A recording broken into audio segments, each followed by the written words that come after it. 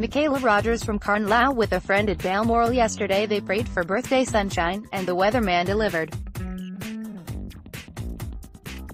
The sun glowed on the freshly polished big wheel looming over the Balmoral Park showgrounds as the first of the crowds trickled through the gate on the opening morning of the show yesterday.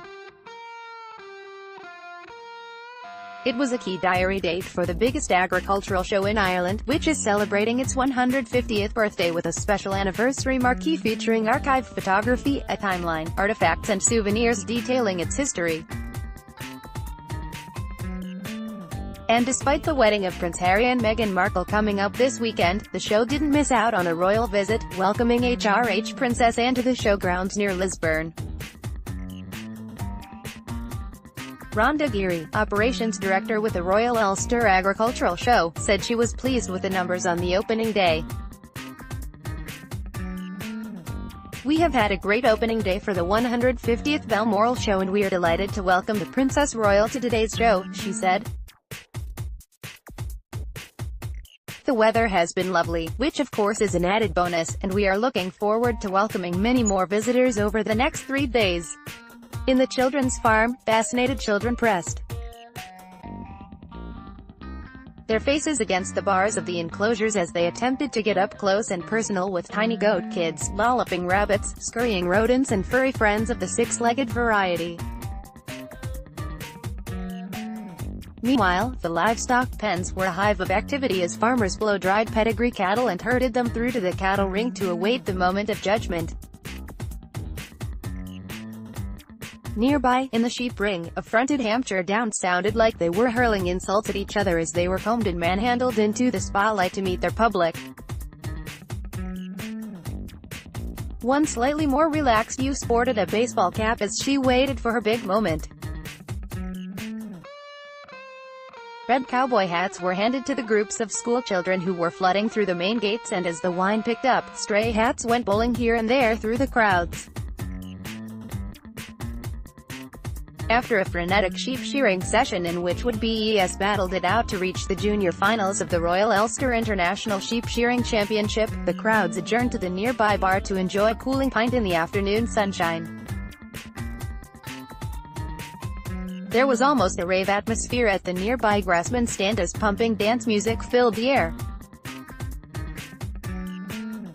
At the other end of the showgrounds, a group of school children let off steam with an informal game of Gaelic football among some of the quieter trade exhibits.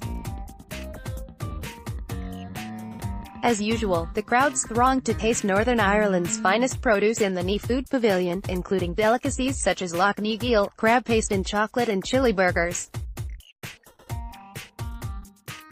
There was almost a disaster as a trio of ladies decided to help themselves to the ingredients set aside for a cooking demonstration by Jean-Christophe Novelli, including a bowl of pickled sea vegetables. There's clearly a story behind this sign posted on the flanks of a model animal at one of the trade stands reading, "Do not sit on the bull." It was easy to tell when Princess Anne had started her walkabout of the showgrounds after leaving an event in the members' pavilion, given the spreading pool of hush around the Rural and Business Crime Partnership stand as showgoers craned to hear what the Princess Royal was saying to staff.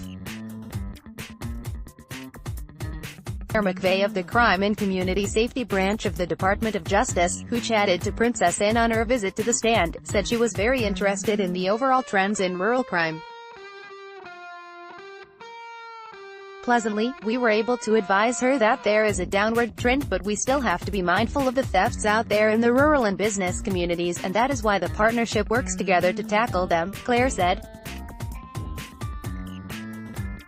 The Princess Royal also asked about dog thefts, something that is clearly close to her heart.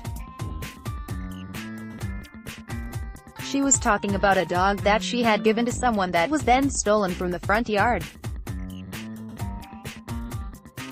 She also asked if there is a problem with livestock thefts, and we told her it features, but thankfully it is on a downward trend, Claire said.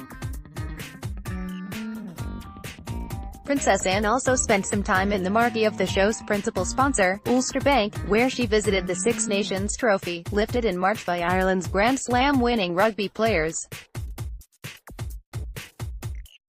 She also met with a range of entrepreneurs who are exhibiting courtesy of the bank, including some of its micro-business customers.